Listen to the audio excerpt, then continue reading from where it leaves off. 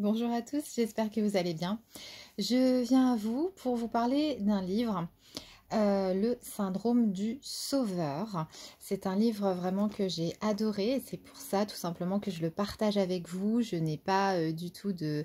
voilà, c'est pas un truc commercial pour faire de l'argent ou quoi que ce soit. C'est vraiment un livre très très intéressant pour tout le monde. C'est vraiment un livre pour tout le monde avec des expériences aussi à l'intérieur de personnes qui nous parlent donc des personnes qui veulent sauver les autres, qui ont besoin aussi d'être sauvés eux-mêmes.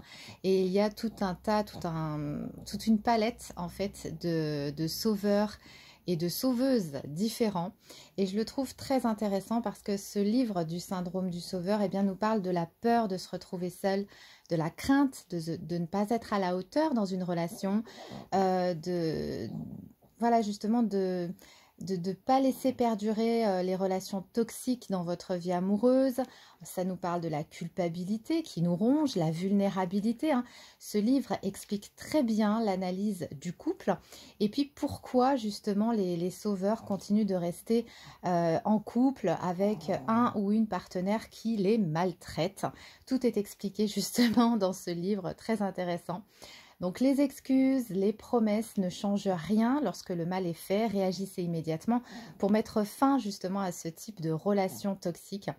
Les sauvés se présentent généralement soit comme des personnes désemparées, soit comme des prédateurs en sommeil. Je parle des sauvés, des gens à sauver ou des gens qui veulent être sauvés, des victimes si vous voulez. Un sauvé peut paraître angoissé, déprimé, phobique, dépendant et autodestructeur, mais il peut aussi s'avérer très manipulateur et séducteur. Ce livre retrace vraiment toutes les particularités, les causes, les raisonnements des sauveurs et des sauvés. C'est un gros recadrage émotionnel, hein.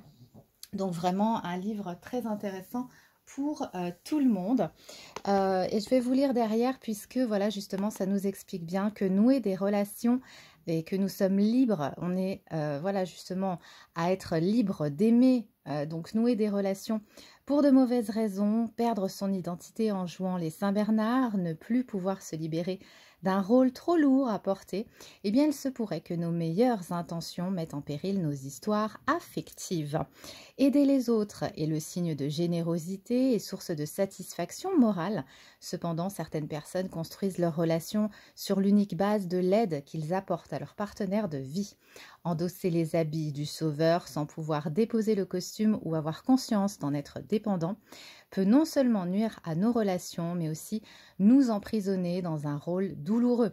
À partir de témoignages qui retracent justement le parcours de ces héros depuis leur enfance, les auteurs brossent les portraits des chevaliers de sauvetage et mettent au jour les racines de cette compulsion relationnelle.